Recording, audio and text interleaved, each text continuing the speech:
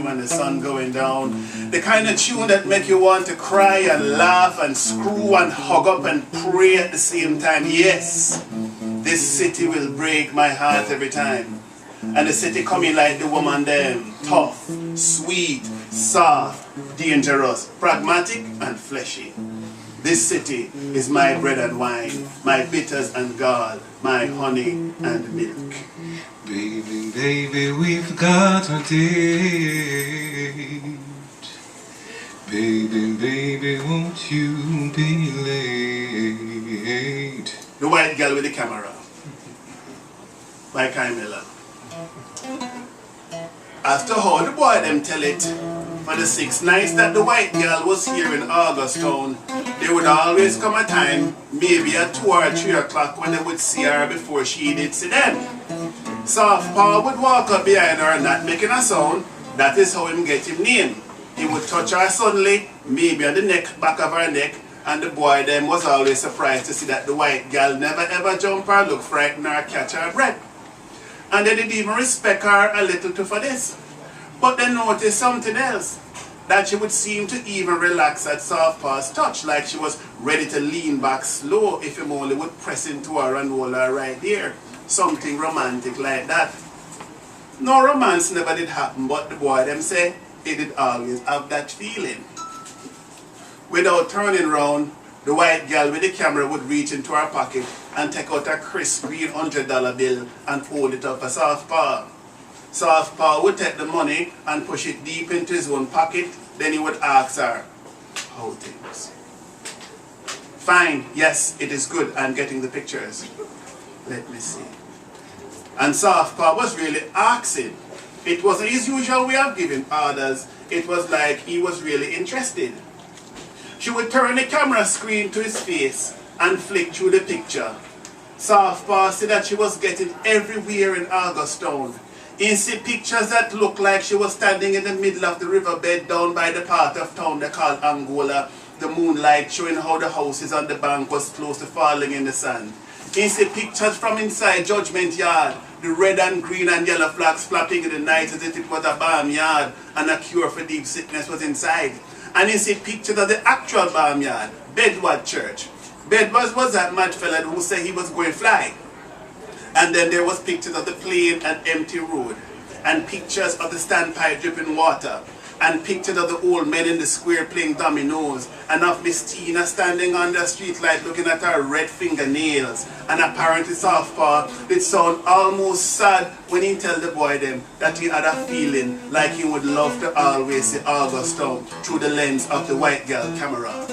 Because he see things that he never see in all in 29 years. A kind of loveliness in the people and in the place. And I even understand there was more than one picture of me.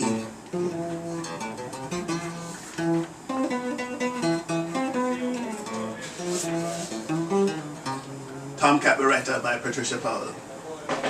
Mita landed in Kingston at 3 and instructed the cabbie to take her to the Portland Knutsford Boulevard, New Kingston. A slip of paper with the addresses and names was getting damp in her bra. She gazed out the window at the glittering sea, trying hard to relax, but it was impossible. The sea hugged the side of the flat, smooth road for miles until it cut away from the sea altogether and became narrow and rutted, and cars swerved dangerously past the meager little houses leaning shoulder to shoulder. Soon they were in the heart of Midtown in slow-moving traffic, the sidewalks overflowing with people and floors of office windows climbing to the sky. At the hotel, she paid cash up front for a week, hung out the Do Not Disturb sign, and slipped into bed. It was night when she woke. The room was dark and her throat was dry. She sat up, lowered her feet to the floor, unsure of how much time had passed, unsure of where she was. Her toes were tense. They'd become used to concrete. They cringed against the carpet, then relaxed. Fuck, how long had she been asleep? She showered, oiled her scalp until it shone. The head was still shaven, slipped into a shimmering black dress that hugged her curves and gashed her lips with burgundy. Downstairs in the lobby, there was a band of old-timers playing ska. Couples danced close by the pool. Around the corner was a bar. People were laughing and talking loud and smoking and drinking there. Dense clouds of smoke hung heavily around their heads. She elbowed her way up to the counter, ordered 2 shots of Appleton back to back, swallowed them down swiftly and nursed the third while studying the bartenders. There were 3 of them, all wearing sparkling white shirts and black trousers. She was looking for the one named Ralph. She'd been told he had a runaway eye. When she spotted him, she waved him over, ordered a plate of cowfoot stew. This Ralph did not look anything like his Uncle Gracie, she thought. He wore a big badge of a mustache and he was attractive and flirtatious, and when he smiled, he showed all his teeth and they were big and magnificent and bright. She paid him in cash, and when he handed back her change, she clamped his hand with hers. She eased her mouth to his ear. "I need a gun right away," she said. Fear creamed from the pores of his hot cheek. She could smell it. His hand stirred, shivered. She held it down. He dragged it. She let go. He straightened up and glowered. The runaway eye began to roam along the wall behind her. The other one fixed her like a nail. "Who the fuck you is?" he said, without moving his lips. The ridiculous little badge over his mouth trembled. "I'm Gracie's friend," she said, taking care to sound and look at ease. "Gracie in San Francisco, he sent me to you. He said you'd know." "Gracie?" he said, looking her up and down. His face was tense.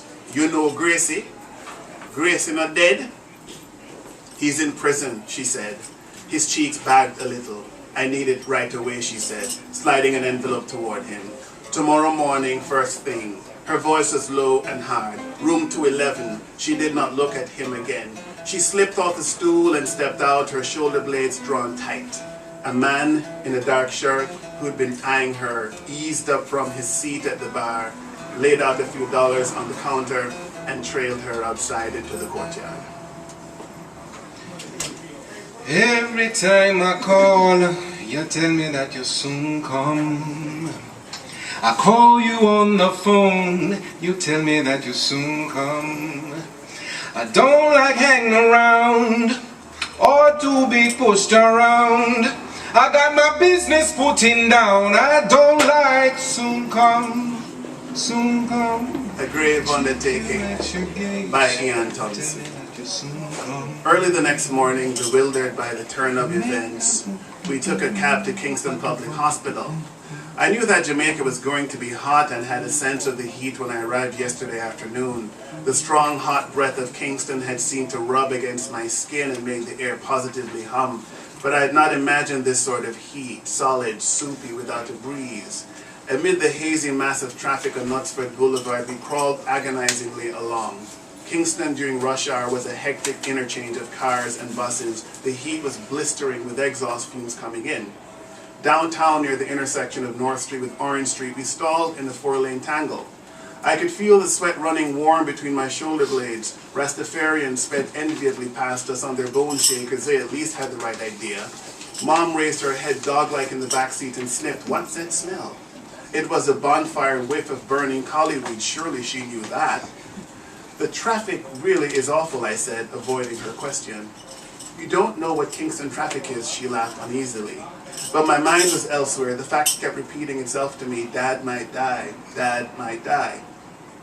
An hour later, from the gasoline-fumed depths of the morning gridlock, we came to a 5-story ochre building with blue-painted balconies, Kingston Public Hospital, KPH. The lobby was filled with people waiting, leaning against walls, tired of waiting, tired of life. Tired, I thought, just tired. In post-cardiac intensive care, it was a while before anyone turned up to see us. The surgeon soon come, a nurse kept telling us. Soon come. I had read about this expression in my phrase book. It is, they say, an expression which haunts Jamaican life, and to outsiders epitomizes a Jamaican soul. You can fuss and fume all you like, but soon come usually means a very long time indeed. Until the philosophy which holds one race superior and another inferior is finally and permanently discredited and abandoned. Everywhere is war, Me say war, as Jamaicans say, me say war. This is where they found her. Monday morning, October 25th, 1993. This is where they found her, South Parade below St. William Grant Park in downtown Kingston. A place where morning roosters crowed like it was country, giving the wake-up call for mad men and whores to shuffle away, and the starting signal for higglers to cart their fruit, vegetables and chewing gum to the nearby market grounds, where minibuses ran a ring around the collar of the old colonial square, and Syrian haberdashery stayed closed until 9. This is how they found her, face up, legs wide in a death swing to spread eagle, white skirt up, salmon panties down on one leg, pubic hair pulled up and roughed up under a minibus that had not parked there overnight. The driver, dumpling fat and squeezing into a Michael Jackson Dangerous Tour t-shirt, shouted to the police that him don't know how dead girl get under the bus. At first people thought he was lying, that he mowed her down and did not stop, not knowing the bus was dragging her along like roadkill. But she was lying beside a patterned burgundy rug as if she was rolled out of it, one hand slung across her chest, and her school uniform was clean, immaculate like the name of her school. Her straightened hair was parted in two, but strands had slipped out of the loosened plaits. Some hair stuck to her face, heart-shaped with wild brows, a line below her forehead. Her lips, smudged with lipstick, were parted as if to kiss. And she stared at the sky, the whites of her eyes now light blue. Maybe somebody beat her, a higgler said. You think them rape her? What schoolgirl doing out so early by herself? School don't start early until 8. Life is one big road with lots of signs. So while you're riding through the rough, I say don't you complicate your mind. Flee from hate, mischief and jealousy. I said no bother bury your thoughts, I put your dream to reality, yeah. Hey, wake up and leave now. Wake up and leave. The woman has 15 minutes before she dies on the catwalk. She stands behind the cheap black curtain that separates backstage from runway, peeping out at the audience as they clap and susu behind their hands. It's so dark, she thinks. The open-air runway loops through the botanical garden and the murmuring spectators. No one in Jamaica has seen a fashion show like this before. Strobe lights and naked torches blend, mottling the faces of the barefooted models as they negotiate hundreds of golden candles scattered across the stage. They're all dressed as monsters. A hot gust of wind bursts through the palms and banana trees, pushing against the curtain where the woman is waiting to die. She watches as one of the models on stage stumbles, steps on a candle, and stretches her long neck up to the sky, a wordless screaming like eating the air. The audience laugh and gasp and admire the vivid blue dress clinging to her body, and the thick blood on her arms, and clumped in her long processed hair. She's dressed as a vampire, what country people call old hag.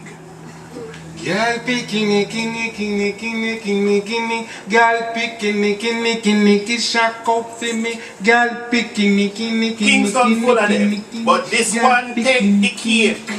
Short shorts and a silver kitchen knife to rasclad. People call her mad, but before that them used to call her dancehall queen, and before that she was Mrs. Anderson's daughter, and before that somebody did leave her the trash up at Premier Plaza. Is Patsy she name. 1 week now she standing here with a knife in her hand, right across from the clock tower in the middle of the 4-direction square. Traffic back up and people full up the street, but she don't look neither left nor right. She just watch the door at the foot of the clock, and she don't talk neither except middle day. Every 12 o'clock, no one in particular. Yesterday, here are. Watch me and them. My feet will never have enough. And she laughed one long everlasting laugh and fling back her head. Then get all quiet and gone back deep in herself. Whole time she just rubbing her finger along the edge of the blade. Today now, It's like she picked up her thought from the day before. Here I, trust me, there's more to me than this badass weave. After that, she tug up the zip on her boots and watch back the clock. The door locked with a padlock and marked with 4 letters. Hen, ho, hi, z, noise. The sky over half a tree, vexed with electric wire. Hungry birds haul over. See, just because you're fat, I say, well, you want come bounce me. Say, just because you're fat,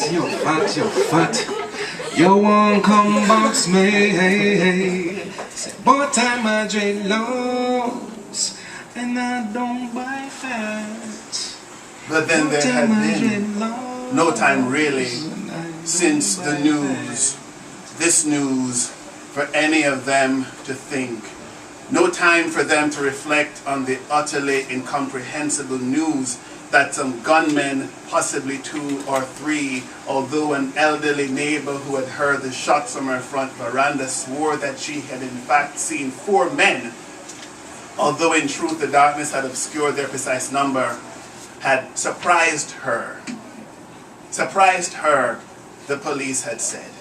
This deduced from their initial investigations. Surprised at the gate of her driveway, the lovely 26-year-old Miss Shepherd, lately of Cherry Gardens, where she and her fiancé Peter, to whom she would have been married at the end of next month, had moved only 6 weeks ago. Surprised her. Yes, something deeply hideous about the word, as if the event had been somehow akin to a birthday party, and had shot her to death in a fusillade of bullets. That was the phrase, wasn't it, that you often saw these days in the media accounts of such events in Jamaica. Surprised her early that evening, 8 or so evenings ago, as she had pulled into the driveway of the new house that she and Peter had been fixing up slowly, lovingly, meticulously. She had pulled in at just a little past 7 while perhaps listening on the Land Rover's radio to Airy FM, which she had always loved, thinking perhaps that she and Peter might that evening make an early night of it, since he was due to depart for a 6-day work trip to Cayman the following morning. Pulled in, lovely girl, sweet adorable younger sister, younger by 2 years, thinking nothing of her imminent death in a fusillade of bullets. Surprised and red. Would there have been a great deal of red across her form, suddenly slumped behind the Land Rover's wheel and on its front seats? But the flowers, he thinks, yes, too much red in this goddamn coffin, not at all our way of doing things, he thinks. We were not thinking, nobody was thinking, but then how can he possibly be thinking now, right now, his sobbing parents beside him, of what the nasty, dirty black boy might think of all this, of the flowers? How can he possibly be thinking of him now as he stands here among his family, standing here feeling what cannot be possible and must not now ever again? That obscene stirring in his, oh, but yes, exactly. And how can I be here, he thinks. I don't know. No, I really don't know. I'm standing here in church thinking of him and feeling him on me again because she was there. Because on that particular night she saw and remembered, or at least never forgot. Saw, yeah, she saw. Having walked in on them 4 years ago, him and the nasty, dirty black boy in the parents' house on that lovely and still, so still Norbrook night. Still but for the peepers, still for once miraculously, with no noise of traffic at that hour from Norbrook Road, no dogs in neighbors' gardens barking in argument with dogs barking in rage, and a moon as generous as gold that had gleamed its determined but gentle white through so many upper St. Andrew streetlights at night, in the blood, in the flesh. Remember it. Remember as you knew then, but there are times when people like your beloved younger sister should have stayed as late at the party to which she had gone with those several friends as she said she would do with such certainty only a few hours before she had planned to do, because if she had done that, if she had kept to her word, you would then finally have been able to do all the things that you had so longed to do and had never done, never dared to do, even if, especially if they were things to do with and to a big-wooden, nasty, dirty black boy who labored, sweaty and dirty, as those people always were, with his sweaty, dirty, but not young and gorgeous and big-hooded uncle in your parents' garden. Stick it up, mister. Can you hear what I sing now? Yeah. Get your hand in the air, sir, and you will get no hurt, mister. No, no, no. I said yeah, I say yeah. Hear me say yeah, say yeah. So I say yeah, Yeah, yeah. I hear you say yeah. Well, 54, 46, that's my number. Right now, someone else have that number. I parked the car on a back street in Greenage Town. It was early evening and we were in front of a 7-story apartment building that had been hit by Hurricane Ivan in 2004 and now tilted at a 20-degree angle like a hooker leaning against a lamppost. The Dirty Tower, people call the place. The building had been home to some minor stars on the Studio One record label and had been declared a national landmark years ago, and so developers, even ones who regularly paid off local police officials, couldn't get the place torn down, even though it was perpetually on the verge of collapse. Squatters had colonized every floor, and the general consensus was that it was a matter of time before one of them burned the building down. We got out of the car. The rain hit us hard and sudden like a hotel shower with controls you can't figure out. We ran up to the Dirty Tower and opened the front door.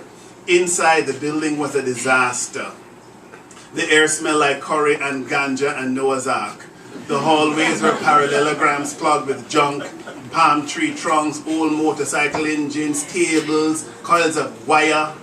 Goats wandered around munching on whatever they could find. Homeless people, dreadlocked men and women, small children milled around the passageways or sat boiling pots and cooking meals. Some of them turned to me, looking at my uniform before turning back to their cooking pots, rolling papers or tattered Bibles. To look a little less like a cop, I quickly stripped to the waist, leaving only my undershirt and soggy once-pressed pants.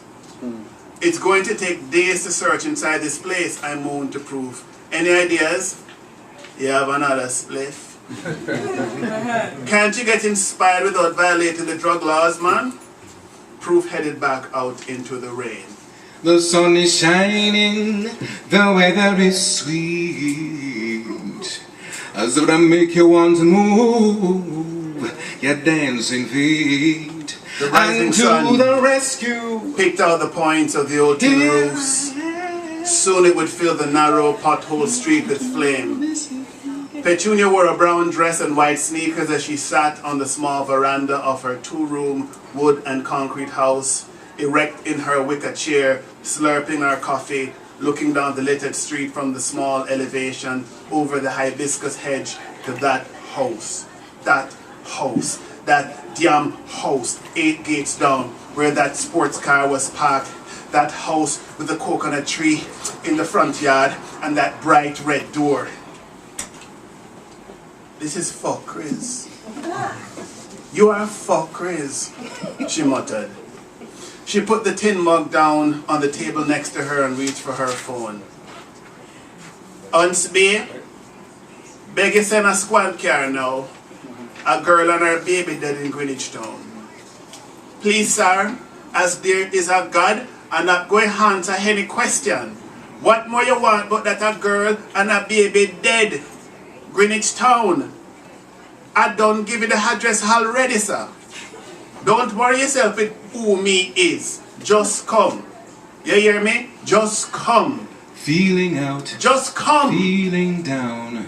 This feeling won't leave me alone. Then come my one that said, hey dread, fly naughty dread, Lord, and smile. You're in Jamaica, more than smile in Jamaica. You're in Jamaica now, get it together now. In Jamaica, David Pilgrim, ladies and gentlemen. So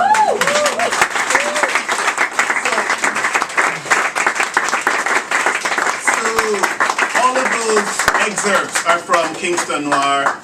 Kwame Dawes, Kai Miller, Patricia Paul, Marlon James, Leonie Ross, Marcia Douglas, Thomas Glave, Ian Thompson, Chris Abani, Christopher John Farley, and the editor. Now I have a story in the book as well. Okay?